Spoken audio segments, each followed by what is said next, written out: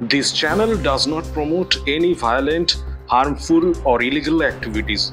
All content provided by this channel is meant for an educational purpose only.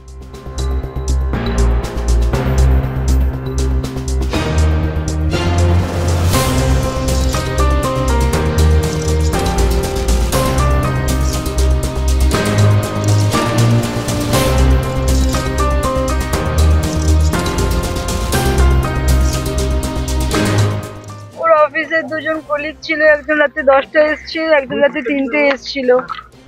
আপনার সঙ্গে শেষবার কখন কথা হয়েছিল? রাত্রেবেলা 12টা 12:30 আমাকে লাস্ট কল করেছিল যে সকালে মা আমি 8টার সময় আমি চলে যাব সায়েন্স সিটিতে, আমি কালকে দুর্গাপুরে যাব, তুমি একটু বলতে আমাকে একটু বলে দেন। তুই বললেই তো হবে, তুই বল। তারপরে ওর কি শরীর খারাপ ছিল? শরীর কেমন ছিল?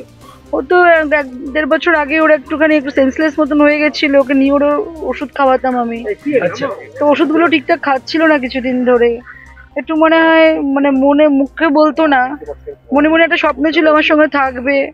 তো আমি বললাম যে দাঁড়া, তোকে আমি নিয়ে আসবো খুব শিগগিরই। বলছে কি তোমার তো ঘর করবে, তারপর আমি যে না তার আগেই তো ঘর করতে, তুই আসবি তারপরেই ঘর করবো, রুম পরে হবে, তুই আগে থাকতে শুরু করে দিবি।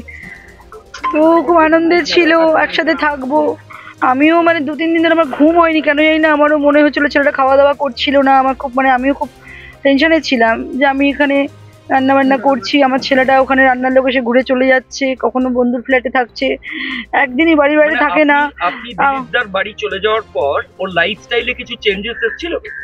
একটু আপসেট থাকতো, মন খারাপ হয়ে যাচ্ছিল একটুখানি, আমাকে সেটা বুঝতে দেয়নি, কিন্তু আমি বুঝতে পারছিলাম খাওয়া দাওয়া করছিল না, কুক এসে বেল মেরে চলে যাচ্ছে, রান্না করতে পারছে না, ঘুম থেকে উঠেই অফিসে দৌড়চ্ছে, অফিস থেকে হ্যাঁ খেয়ে নেবো, অফিসে গিয়ে কিছু খেয়ে নেবো, হ্যাঁ এটা খেয়েছি ওটা খেয়েছি।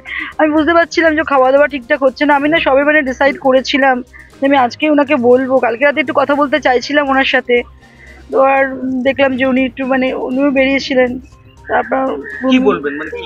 আমি এটাই ভেবেছিলাম ওনাকে আজকেই বলতাম আমি, দেখো আমি ছেলেকে আমি এখানে নিয়ে আসবো, নাহলে আমাকে ছেলের সঙ্গে থাকতে হবে, নাহলে ছেলেকে এখানে নিয়ে আসতে হবে। ওর একদিন কথাবার্তা হচ্ছিল, বললো দেখো যদি বাইরে চাকরি করতে চলে যেত, একটু ওকে সার্কামস্ট্যান্স হতে তো, নিজেই বলছে যে আমার এখানে বাড়ি ঘর আছে, আমি এখানে কি করে থাকবো, আসলে আমাদের রুমের প্রবলেম ছিল।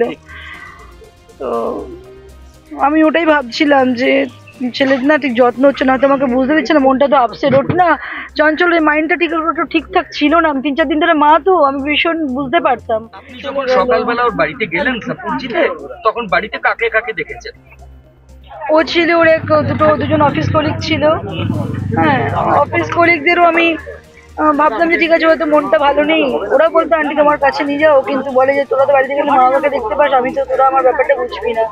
আবার বলতো আমি হ্যাপি আছি। সারা রাত ছিল ওরা? সারা রাত ছিল? হ্যাঁ কালকে রাত্রে ওরা ছিল, একজন 10টার সময় এসছে, একজন রাতে 3টের সময় এসছে।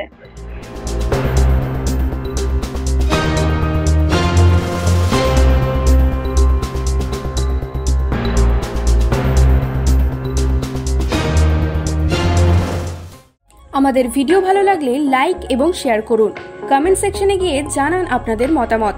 আরও ভিডিও পেতে আমাদের চ্যানেল সাবস্ক্রাইব করুন এবং প্রতি মুহূর্তে খবরের আপডেট পেতে প্রেস করুন বেল আইকন।